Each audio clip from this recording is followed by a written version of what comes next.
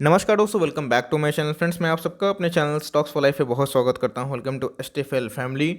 दोस्तों, आज निफ्टी ने तो झटका दिया था, लेकिन ये झटका कब तक रहेगा। और दोस्तों, बात की जाए, ये वीक बहुत ही इंपॉर्टेंट होने वाला है, बिकॉज इस वीक में दोस्तों बहुत बड़े इवेंट होने वाले हैं। फ्रेंड्स, मैंने आज के दिन वीडियो कवर करके बता दी थी कि भाई मार्केट में आज कमजोरी क्यों थी, जिसमें दोस्तों कोरोना वायरस का भी न्यूज़ था। भारत की बाजार की बात की जाए तो कुछ ज़्यादा ही वीक था। अगर आप ग्लोबल सेंटीमेंट को देखें तो उससे ज़्यादा वीक भारत बाजार था। क्यों? तो महाराष्ट्र में और कर्नाटका में दोस्तों कोविड आउट ऑफ कंट्रोल हो रहा है और लोग दोस्तों बहुत ही कैजुअली इसको ले रहे हैं, जो बिल्कुल भी अच्छी बात नहीं है। लेकिन ऐसे इन्वेस्टर दोस्तों 2 दिन का मीट होने वाला है फेड का।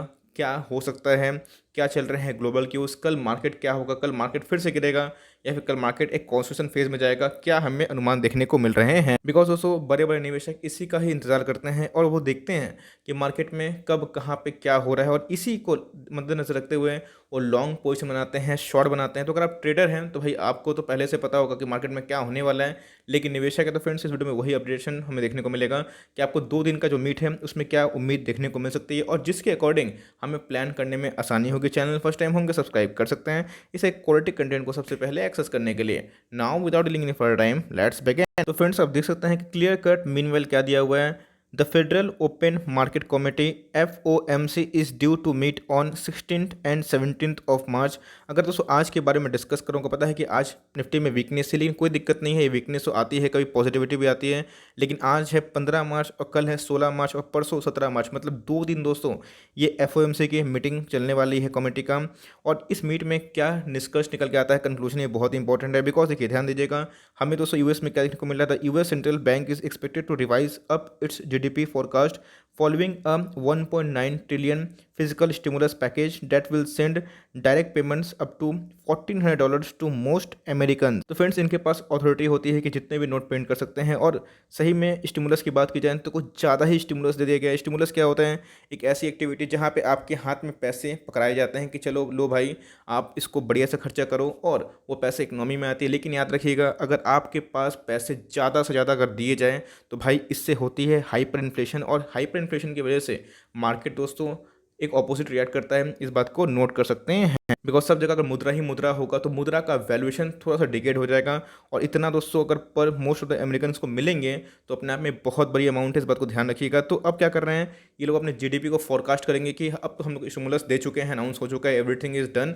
तो अब क्या हमें देखने को मिल सकता है, जिसकी वजह से मार्केट रिएक्ट कर रहा है। और आज दोस्तों अगर बात की जाए, मैं दिखाऊंगा कि FISDS ने क्या किया। लेकिन ध्यान रखिएगा, इसके पहले बहुत लोग प्रॉफिट बुकिंग करना कोशिश करते हैं। क्या पता है कोई नेगेटिव न्यूज़ आ जाए, क्या पता है कोई फोरकास्ट उल्टा फुल्टा कर दें, क्या पता है कुछ रेट में चेंजेस ला दें और कुछ नेगेटिव कमेंट्री हो जाए। तो बहुत लोग क्या करते हैं, जो शॉर्ट टर्म वाले होते हैं, वो प्रॉफिट को बचाते चलते हैं। और देख सकते हैं the study inflow of foreign money which has kept stock market bind since March last year depend on the US federal reserve decision on interest rate.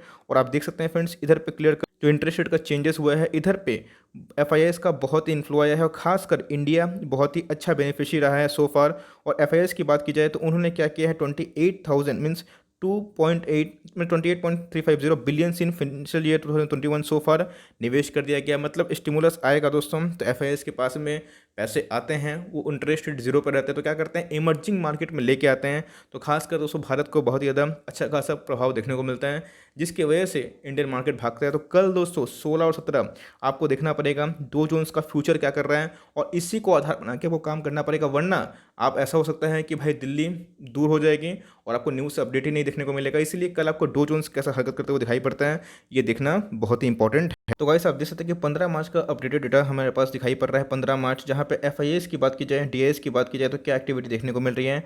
आज FIS भी बिकवाली करते हुए दिखाई पड़ रहे हैं 1100 करोड़, और DIS की बात की जाए तो वही बिकवाली करते हुए दिखाई पड़ रहे हैं।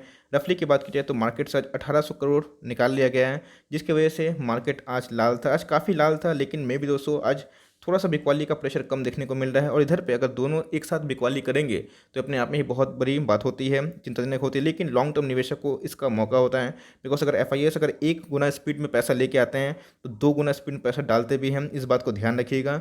तो ये दोस्तों अगर कल अच्छी न्यूज़ आती है, GDP का फोरकास्ट रिवाइज हो जाता है US का, और इससे अगर US का डो जोन्स अच्छा करता है परफॉर्मेंस, तो फ्रेंड्स हमारे मार्केट में भी इसका रिफ्लेक्शन जरूर देखने को मिलेगा। और जो पैसा अगर 1000 करोड़ निकला है तो कल दोस्तों वो 3000 करोड़ भी आएगा। तो इस बात को ध्यान दीजिएगा। तो कल की एक्टिविटी आपको एकदम ट्रैक करते रहनी है। तो अभी की बात की जाए, डो जोन्स इंडस्ट्रियल एवरेजेस का क्या देखने को मिल रहा है, 32,000 है ना। आज दोस्तों हमें फ्लैट सा देखने को मिल रहा है, बिकॉज ये क्या कर रहे हैं, एफओएमसी के मीटिंग के पहले ही इसमें प्रॉफिट बुकिंग देखने को मिलेगी, क्योंकि ये आम सी बात है कि बिकॉज किसी को पता नहीं कि मार्केट का मूड क्या होगा, नहीं होगा, क्या निष्कर्ष निकल के आएगा, जीडीपी जो फोरकास्ट रेट है क्या देखने को मिलेंगे, कहीं इंटरेस्ट रेट को लेके कुछ चेंजेस ना हो जाए, जो कि अमूमन चांसेस कि नहीं रहेंगे, वरना निफ्टी तो सब बहुत ही बुरा हाल होगा। तो ये बहुत ही इंपॉर्टेंट चीज़ है जहाँ पे आपको ट्रैक करते रहना है। उसके साथ साथ दोस्तों आपको पता है कि इन्फ्लेशन के डेटा की बात की जाए तो 5 से ऊपर था फेब महीना का इन्फ्लेशन का डेटा, जिसकी वजह से मार्केट का मूड कुछ ज़्यादा ही खराब दिखने को मिला। और दोस्तों ब्रेंट क्रूड ऑयल की बात की जाए तो ये दोस्तों बढ़ते जा रहा है, चूँकि अभी स्टेबल दिखाई पड़ रहा है 68 के लगभग, लेकिन फिर भी ये अपने आप में ही बहुत बड़ी अमाउंट होती है।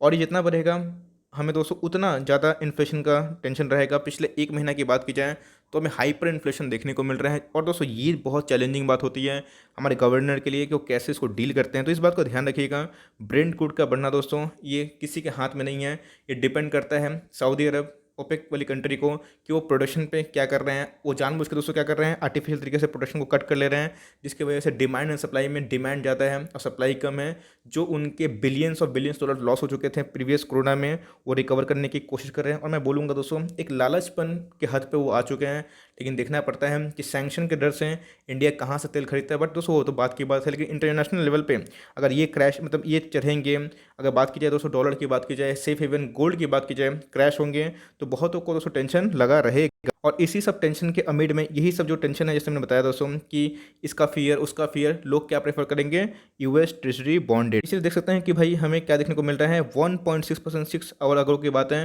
10 years treasury yield still above 1.6% of fade meeting. इसका मतलब आप देख सकते हैं कि भाई फेडरल मीटिंग के पहले ही ये 1.6% से ऊपर दिखाई पड़ रहा है, जो अपने आप में बहुत बड़ी बात है। इस बात को ध्यान रखिएगा। इसलिए फ्रेंड्स देखिए, इकोनॉमी सीखना सिखाना कोई बड़ी बात नहीं होती है, इकोनॉमी को ट्रैक करना मीन्स उस न्यूज़ को ट्रैक करना सबसे बड़ी बात होती है। मैं कोशिश करता हूँ कि सिर्फ स्टॉक मार्केट में सिर्फ स्टॉक का नाम नहीं बताया जाए, बल्कि दोस्तों को पूरा सिखाया जाए कि बड़े बड़े लोग निवेशक क्यों करते हैं।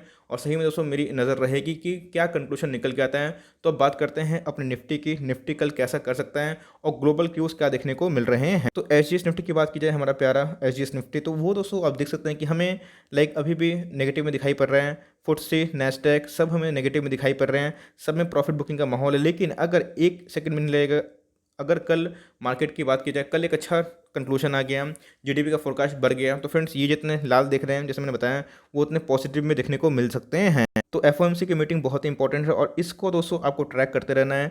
निफ्टी की बात की जाए, जैसे मैंने बताया कि ये क्या कर रहा है, इसको छूने की कोशिश कर रहे हैं। तो अगर निफ्टी में कल गिरावट अगर होती है तो ऑफकोर्स दोस्तों ये जो कैंडल देख सकते हैं ये इसके लेवल हो सकते हैं और इधर पे एक सपोर्ट की उम्मीद है। अगर आप देखें तो तकरीबन 400-500 पॉइंट गिरना तो पहला दिन संभव नहीं होने या कुछ भी हो सकता है। लेकिन दोस्तों अगर कल मार्केट लाल रहता है तो हो सकता है कि पहले मार्केट भागे और उसके बाद सेकंड हाफ में मार्केट गिरने की कोशिश करे, इस फियर से कि चलो भाई कुछ अनाउंसमेंट उल्टा सीधा ना हो जाए। तो अगर निफ्टी वर्स्ट केस में गिरता भी है तो ये दोस्तों इनके सपोर्ट हो सकते हैं। तो अभी की बात की जाए 15,000 के नीचे है तो वही दोस्तों 200-300 पॉइंट का डाउन साइड दिखाई पड़ता है।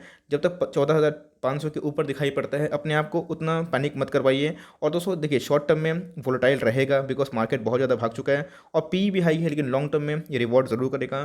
तो मेरी दोस्तों यही टिप्पणी है कि आपके पास जितना भी माल है, जो एसटीएफएल के टॉप पिक हो या फिर ना हो, लेकिन फंडामेंटली स्ट्रॉन्ग कंपनी होनी चाहिए, एक मोट होनी चाहिए, मोनोपोली होनी चाहिए और उसमें एक कॉम्पिटिटिव एडवांटेज भी होना चाहिए, जिससे अगर वो स्टॉक का प्राइस गिरे भी तो कल मार्केट में अगर कोई स्टिमुलस फिर से नया आ जाए, लाइक ये इन्फ्लेशन ठीक हो जाए, कोई पॉजिटिव न्यूज़ आ जाए, कुछ जीडीपी का रिवाइज डेटा आ जाए, कुछ अच्छा न्यूज़ आ जाए जिससे हमें लगे कि चलो भाई ऑप्टिमिज्म वाला फीलिंग आ रहा है, तो फ्रेंड्स याद रखिएगा फिर से वो स्टॉक महंगे हो जाएंगे। इसीलिए जो स्टॉक्स अभी बहुत महंगे हो चुके हैं, जिसको खरीदने का आपको ख्वाब दिखाई पड़ रहा है कि भाई कल अगर मैंने खरीदा होता, मीन्स कल की बात 1 साल पहले 6 महीने पहले डरा नहीं होता तो वो रिवॉर्ड देता, तो फ्रेंड्स उधर पर ट्रैक करना स्टार्ट करिए और बल्क निवेश मत करिएगा। मैं बार बार बोल रहा हूँ, ऐसे इन्वायरमेंट में जहाँ पे निफ्टी टॉप पे है उधर पे दोस्तों बल्क निवेश किया नहीं जाता है। एसआईपी करिए और देखना बनता है कि कल मार्केट में कैसा न्यूज़ आता है। और देखिए लॉन्ग टर्म निवेश करते हैं तो उससे अच्छा निवेश नहीं हो सकता।